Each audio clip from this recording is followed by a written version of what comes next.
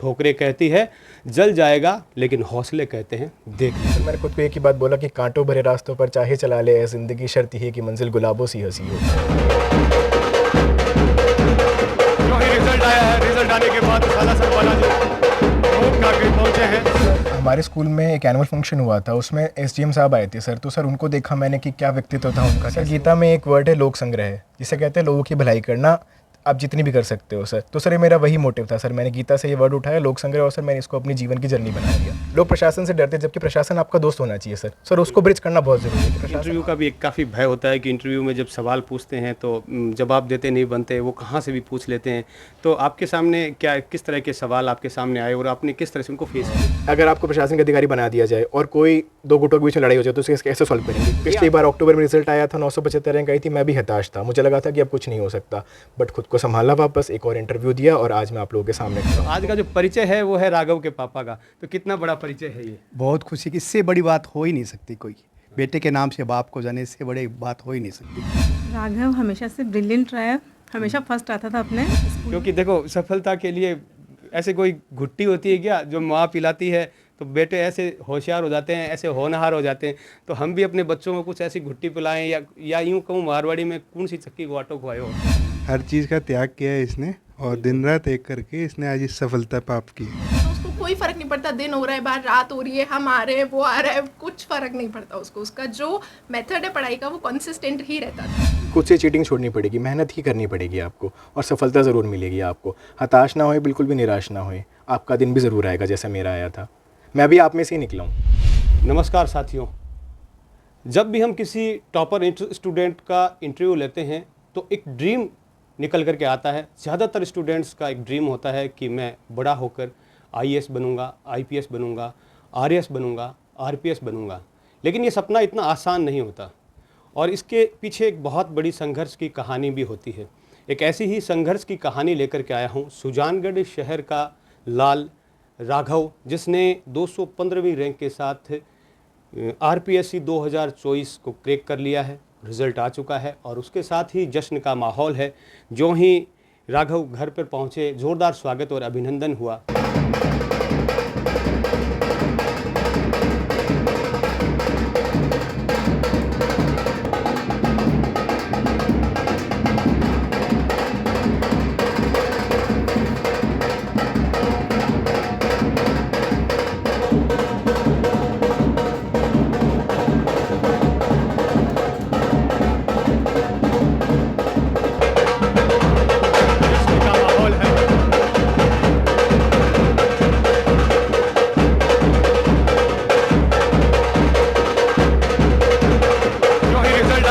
आने के बाद साला सब वाला जो लोग काके पहुंचे हैं, घर आए हैं, तिलक करके स्वागत किया जा रहा है। परिवारजन पहुंच रहे हैं, बधाइयां दे रहे हैं। राघव जी की सिस्टर, उनके जियाजी पहुंचे हैं। मैं राघव जी के लिए एक बात कहूँगा कि तलब पाल ली है जीत की, अब आग में भी कूद लेंगे। ठोकरें कहती है जल जाएगा, लेकिन हौसले कहते हैं देख लेंगे। एक ऐसी ही बुलंद हौसलों के साथ जब तैयारी की जाती है तो सफलताएं भी निश्चित ही मिलती है। और राघव जी, सबसे पहले तो बहुत बहुत बधाई हो, जिस तरह का आपने अचीवमेंट लिया है, एक सपना सच करके आपने दिखाया है। तो किस तरह से आपकी जर्नी रही और किस तरह से आपने संघर्ष किया, किस तरह से आपने एक पूरी स्ट्रेटजी बनाई, किस तरह से आपने क्या कुछ किया? सबसे पहले शुरुआत करेंगे आपकी फैमिली बैकग्राउंड से, आपके बचपन से। तो किस तरह से आपकी एजुकेशन हुई? सर मेरी एजुकेशन, स्कूलिंग और कॉलेज दोनों ही सुजानगढ़ से हुआ है सर। सुजला कॉलेज से मैंने ग्रेजुएशन करी 2021 में, और सर 2022 में सर मेरे मन में एक सपना आया कि क्यों ना हम 20 आरएस परीक्षा को देके देखिए कि कैसा रहेगा हमारा रिजल्ट। सर वहाँ से मैंने शुरुआत करी, स्ट्रैटेजी बनाई, कैसे एग्ज़ाम होता है, कैसे पेपर आते हैं, प्रीलिम्स होता है, मेंस होता है, इंटरव्यू होता है। फिर सर यूट्यूब पे देखा, थोड़ा सर्च करा कि कौन सी अप्रोच बेटर रहेगी, क्या किताबें चाहिए। सर वहाँ से स्टडी की शुरुआत करी और सर फिर मुझे 4 साल लग गए सर यहाँ तक पहुँचने के अंदर। ये सपना कहाँ से शुरू हुआ? कि ड्रीम तो बहुत सारे होते हैं, आपको ये आरएस बनने का ड्रीम कहाँ से शुरू हुआ? प्रेरणा कहाँ से आई है? सर हमारे स्कूल में एक एनुअल फंक्शन हुआ था, उसमें एसडीएम साहब आए थे सर। तो सर उनको देखा मैंने कि क्या व्यक्तित्व था उनका, कैसे वो बोलते थे, कैसे चलते थे, और क्या क्या उन्होंने सर प्रदेशवासियों के लिए, हमारे यहाँ सुजानगढ़ के लिए काम करते हैं। सर वहाँ से प्रेरित हुआ मैं कि मैं भी कुछ कर सकता हूँ ऐसा, यहाँ के लोगों के लिए कुछ खुद के लिए सर कर सकता हूँ। तो सर वहाँ से एक सपना चालू हुआ। फिर सर धीरे धीरे अपॉर्चुनिटी मिलनी चालू हुई, थोड़ा सर बाहर निकला मैं, सुजानगढ़ से बाहर निकला, लोगों से बातचीत करी कि आगे क्या करियर बनाया जा सकता है। तो सर ये मुझे एक अच्छी अपॉर्चुनिटी लगी कि यहाँ पे मैं खुद का विकास भी कर सकता हूँ और साथ के साथ में मैं लोगों की भलाई भी कर सकता हूँ। मतलब लोगों के काम आ सकें, इसलिए आपने एक ये सपना पाला। बिल्कुल सर, बिल्कुल। क्योंकि एक प्रशासनिक जो सेवा है उसमें कहीं ना कहीं जो लोगों को काम आने के लिए, सेवाएं देने के लिए एक बहुत ज़्यादा चांस होता है अन्य सेवाओं की बजाय। बिल्कुल सर। सर गीता में एक वर्ड है लोक संग्रह, जिसे कहते हैं लोगों की भलाई करना, आप जितनी भी कर सकते हो सर। तो सर ये मेरा वही मोटिव था सर, मैंने गीता से ये वर्ड उठाया लोक संग्रह, और सर मैंने इसको अपनी जीवन की जर्नी बना लिया। बिल्कुल। और आप अब प्रशासनिक सेवाओं में आ जाएंगे तो प्रशासन की एक बड़ी चुनौती या बड़ा जो कार्य है वो है लोगों को न्याय दिलाना। तो किस तरह से आपका भी उद्देश्य रहेगा कि जो न्याय से वंचित लोग हैं उन्हें न्याय मिले? सर पहला मेरा इसमें ये मोटिव रहेगा कि सर लोगों को जागरूक करूँ कि वो क्या कर सकते हैं अपने राइट्स के लिए। सर हमारी जनता जो है सर उन्हें पता ही नहीं उनके पास राइट्स क्या हैं, तो सर इसलिए उनका सर एक्सपेक्टेशन ज़्यादा होता है। तो सर पहले जागरूकता बहुत ज़रूरी है कि आपके पास भी ये हक हैं, चाहे वो पुलिस के अगेंस्ट हो, चाहे वो गवर्नमेंट के अगेंस्ट हो, चाहे वो किसी और सिविल सर्वेंट के अगेंस्ट हो। तो सर सबसे पहले नॉलेज इंक्रीज़ करना बहुत ज़रूरी है उनका।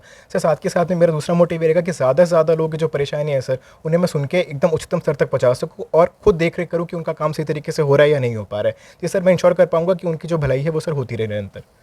सर तीसरी बात ये कम्युनिकेशन गैप बहुत रहता है सर, लोग प्रशासन से डरते हैं, जबकि प्रशासन आपका दोस्त होना चाहिए सर उसको ब्रिज करना बहुत ज़रूरी है कि प्रशासन आपके लिए है और आप प्रशासन के लिए बहुत इंपॉर्टेंट है, प्रशासन आपके लिए ही बना है। बिल्कुल। आपकी जो एजुकेशन हुई वो कौन से स्ट्रीम में आपने ग्रेजुएशन किया? सर मैंने बीकॉम करी है सर, 2021 में पास आउट हूँ सर मैं। बिल्कुल। और जो ये आपका क्लियर हुआ है, ये आपका कौन सा फाइट है, मतलब राउंड कौन सा है? सर ये मेरा सेकेंड अटैम्प्ट था सर, और सर फर्स्ट अटैम्प्ट भी मैंने दिया था, उसमें सर मैं इंटरव्यू तक पहुंचा था, 975 रैंक आई थी सर मेरी। अब की बार सर भगवान की कृपा से सर 215 रैंक आई है। तो उस वक्त जो 975वीं रैंक भी अच्छी रैंक होती है, क्या उसकी पोस्टें कम थी या कि वो आपको संतुष्ट नहीं थे आप उस? नहीं सर, उसमें सर रैंक से सर मुझे नौकरी नहीं मिल रही थी। अच्छा। बिकॉज सर पोस्ट कम थी तो मुझे नौकरी नहीं मिल रही थी, इसलिए सर। और सर मैंने खुद को एक ही बात बोला कि कांटों भरे रास्तों पर चाहे चला ले ऐ ज़िंदगी, शर्त है कि मंजिल गुलाबों सी हंसी हो। ये लाइन लेके सर मैं चलता रहा और सर आज ये दिन आ गया सर। बिल्कुल। और कोशिश करने वालों की वैसे भी कभी हार नहीं होती। सोहनलाल द्विवेदी ने कहा कभी हार नहीं होती सर, बिल्कुल नहीं होती। और तो अभी जो मेंस और जो इंटरव्यू है उसमें किस तरह से आपकी जो नंबरिंग रही? सर मेंस में सर मेरे 241 मार्क्स है, इंटरव्यू में सर 47 मार्क्स दिए सर मुझे। एक सबसे बड़ा ध्येय होता है कि मेंस की जो तैयारी करते हैं उसमें तो एक अपना सिलेबस बनाया जाता है, वो किस तरह से आप बनाते थे? सर पहले मेरा फोकस ये रहता था कि सर मैं देख लूँ कि कहाँ से ज़्यादा क्वेश्चन पूछे जा रहे हैं। बिकॉज सर हिस्ट्री भी है, ज्योग्राफी भी है, पॉलिटी भी है, साइंस से टेक भी है सर, बहुत बड़ा सिलेबस है। कुल मिला के 28 सब्जेक्ट्स हैं, 4 पेपर होते हैं, हिंदी इंग्लिश साथ में सर। तो सर पहले फोकस ये रहता है कि कौन से टॉपिक से क्वेश्चन पूछे जा रहे हैं और सर करंट अफेयर से कैसे वो टॉपिक से रिलेट कर रहे हैं। जैसे गवर्नर का आज न्यूज़ में आ गया तो गवर्नर इस साल इंपॉर्टेंट हो जाएगा, प्रेसिडेंट का टॉपिक आ रखा है तो प्रेसिडेंट इंपॉर्टेंट हो जाएगा। तो सर ये टॉपिक्स में निकालता था न्यूज़पेपर से और इनके ऊपर एक्स्ट्रा मेहनत करता था सर। साथ के साथ में मैं ये कोशिश करता था कि मैं अपने आंसर में पॉइंट्स इंक्रीज़ करूँ। जैसे 5 नंबर का आंसर है तो मैं उसमें 5 पॉइंट दूँ, 10 नंबर का 10 पॉइंट दूँ उसके अंदर में, ताकि उस आंसर को अच्छे से एक्सप्लेन कर सकूँ मैं।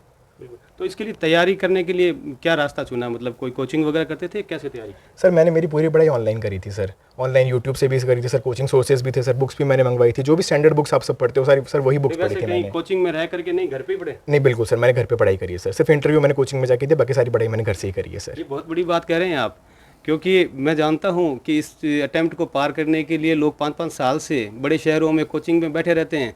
वो अपनी पूरा सारा कुछ, उनके जो माता पिता होते हैं वो कहते हैं तू सारा छोड़ दे, सब कुछ छोड़ दे, तेरे को ये क्लियर करना है, जब जाके ये क्लियर होता है।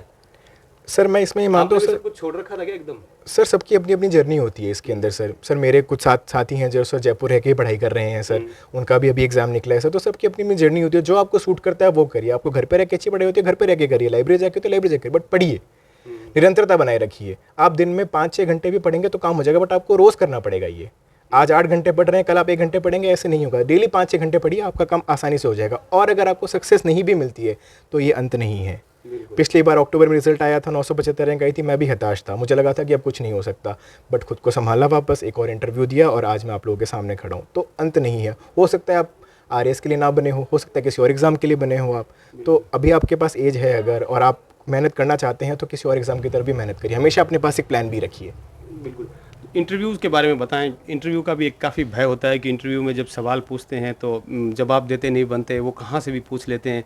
तो आपके सामने किस तरह के सवाल आपके सामने आए और आपने किस तरह से उनको फेस किया? क्वेश्चन एक ये था कि साइबर सिक्योरिटी में एक नया वायरस आया था उस टाइम पे कोई, तो उसके लिए क्या क्या कर रही है गवर्नमेंट। मुझे उसका आंसर नहीं आता था, मैंने सॉरी बोल दिया। या ये पूछा कि अगर आपको प्रशासनिक अधिकारी बना दिया जाए और कोई दो गुटों के बीच में लड़ाई हो जाए तो उसे कैसे सॉल्व करेंगे, ये आंसर आपको आने चाहिए। फैक्चुअल आंसर आपको नहीं है, कोई दिक्कत नहीं, कोई नहीं पूछेगा, ये आंसर आपको आने चाहिए कि आप वहाँ पे मौके पे पहुँचोगे, भीड़ को शांत करोगे, पुलिस फोर्स का यूज़ करना पड़ा तो वो भी आप करोगे, दोनों गुटों के बीच में बातचीत करोगे, तो ये आपको आना चाहिए कि ये क्वेश्चन का आंसर कैसे दें आपको। और सबसे बड़ी बात है कि घबराना नहीं है, आपके नॉलेज का टेस्ट हो चुका है मीन्स तक, उनको पता है कि आपको सब कुछ आता है, वो टेस्ट करें कि आप प्रेशर में कैसे काम कर सकते हो, आपको प्रेशर नहीं लेना है बिल्कुल भी। बिल्कुल। आपकी 215वीं रैंक है, तो इस हिसाब से जो अभी जो 1096 पोस्टेज हैं, तो उनमें क्या रहने वाला है जो आपको इस पोस्ट जो मिलने की उम्मीद है? सर तहसीलदार सर्विस या फिर अकाउंट सर्विस है, बाकी सर लिस्ट आएगी 3 महीने बाद, सर उसमें पता चलेगा कि कौन सी पोस्ट मिलेगी। उनके लिए भी एक मैसेज ज़रूर दें जो लोग इस वर्ष फिर से तैयारी में हैं, फिर से वो अपनी कोचिंग्स ले रहे हैं या अपने घर पे पढ़ रहे हैं और उनका भी सपना है कि वो भी प्रशासनिक सेवाओं में आएँ। सर मैसेज एक ही रहेगा सर, कोशिश करते रहिए, मेहनत से मत भागिए, मेहनत का कोई भी दूसरा ऑप्शन नहीं है, आपको मेहनत करनी ही पड़ेगी, शॉर्टकट से कुछ भी नहीं होना। वो बारीफिल का डायलॉग है ना, चीटिंग छोड़नी पड़ेगी आपको, खुद से चीटिंग छोड़नी पड़ेगी, मेहनत ही करनी पड़ेगी आपको और सफलता ज़रूर मिलेगी आपको। हताश ना होए, बिल्कुल भी निराश ना होए, आपका दिन भी ज़रूर आएगा जैसा मेरा आया था। मैं भी आप में से ही निकला हूँ। आपकी जो फैमिली बैकग्राउंड बताएं, जैसे मम्मी पापा वगैरह क्या करते हैं, परिवार का बैकग्राउंड क्या है? सर मेरी मम्मी सर होम मेकर हैं और पिताजी का सर खुद का व्यवसाय है सर। तो सर मैं अपने 10th क्लास से लेकर सर मैंने 4-5 साल व्यवसाय में भी ज्वाइन करा था सर। मैं उनकी भी हेल्प करता था वहाँ पे, बिज़नेस जितनी मेरे से हो सकती थी, साथ साथ में सर मेरी पढ़ाई भी पैरेलल चलती रहती थी, बिकॉज सर दोनों काम साथ में करता था सर मैं मैनेज। परिवार का जिक्र चला है क्योंकि परिवार का, फैमिली का एक बहुत बड़ा रोल होता है किसी भी इंसान के सक्सेस के लिए। तो परिवार के लोगों से भी बातचीत करूंगा। उनके पिताजी सुनील जी मेरे साथ में मौजूद हैं। सुनील जी, क्या कहेंगे अपने पुत्र की सफलता के लिए, क्योंकि एक आप खुद एक सम्मानीय व्यक्ति हैं, सुजानगढ़ और बल्कि आसपास के शहरों में आपका सम्मान है, आप खुद एक सम्मानित व्यापारी हैं, लेकिन आज का जो कार्यक्रम है या आज की जो बात है वो है आपके पुत्र की। तो आज का जो परिचय है वो है राघव के पापा का। तो कितना बड़ा परिचय है ये? बहुत खुशी की, इससे बड़ी बात हो ही नहीं सकती कोई। बेटे के नाम से बाप को जाने से बड़ी बात हो ही नहीं सकती। बिल्कुल। तो किस तरह से इसका स्वभाव बचपन से रहा, किस तरह से जो पढ़ाई में या अन्य कामों में? इसका हमेशा पढ़ाई में रुझान रहा, फिर मेरे व्यापार में भी बहुत सहयोग करता है। इसने बहुत बुलंदी पर पहुंचाया मेरा व्यापार भी, लेकिन इसका मन कभी नहीं था व्यापार में। अच्छा। इसका हमेशा जॉब का, high standard job, high job का हमेशा इसका यही मन था। और परिवार में किस तरह का जो है स्वभाव जो कहेंगे, और जो परिवार के लोगों और जो मोहल्ले के लोग हैं उनके प्रति उनका किस तरह का स्वभाव? एकदम मिलनसार व्यवहार है, एकदम ईजी। बिल्कुल। और माता जी से भी बातचीत करेंगे। पहले शुभ नाम बताएं माता जी आपका। नेहा जैसनसरिया। क्योंकि माँ से बेहतर बेटे को कोई नहीं जानता, तो किस तरह का इसका जो है बचपन बीता और किस तरह से जो है कि स्वभाव इस तरह का बना कि एक ऐसी पोस्ट के लिए तैयारी की जाए, एक ऐसा सपना पाला जाए? राघव हमेशा से ब्रिलियंट रहा है, हमेशा फर्स्ट आता था अपने स्कूल में। अच्छा। और फिर इसको हमेशा से जॉब करनी थी, कुछ अच्छी जॉब करनी थी। इसका रुझान था, इसने खुद नहीं चूज़ किया कि मुझे ये करना है और वो कर दिखाया इसने। बिल्कुल। और रास्ते वैसे भी वही सफल होते हैं जिनमें आपका खुद का इंटरेस्ट हो। मेहनत किए बच्चे ने, हार्ड वर्क किया, उसका रिजल्ट मिला है। बिल्कुल।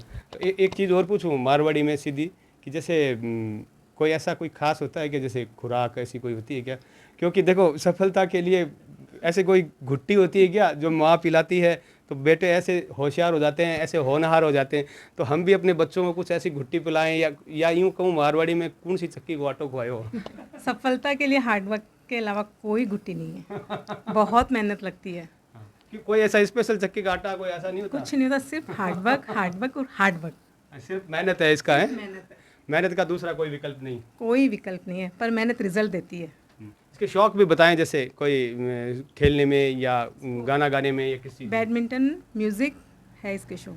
अच्छा, म्यूजिक का शौक रखते थे?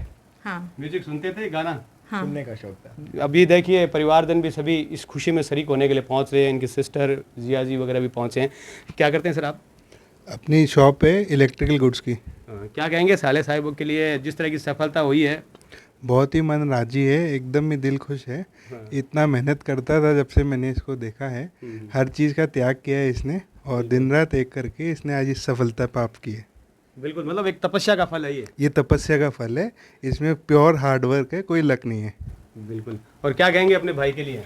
नहीं, मैं बहुत खुश हूँ और वो डिज़र्व करता था।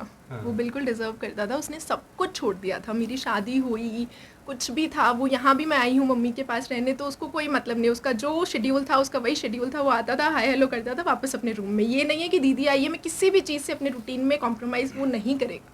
कहीं जाना है, कहीं आना है, कोई फंक्शन है, उसका जो रूटीन है वो रूटीन है। वो उसके लिए प्योरली डेडिकेटेड रहता था। उसको कोई फ़र्क नहीं पड़ता कितना भी बड़ा फंक्शन हो, कोई भी बाहर एक्टिविटी हो रही है, उसका रूम है, बेड है, बुक्स है, कोई कॉम्प्रोमाइज़ नहीं उसमें।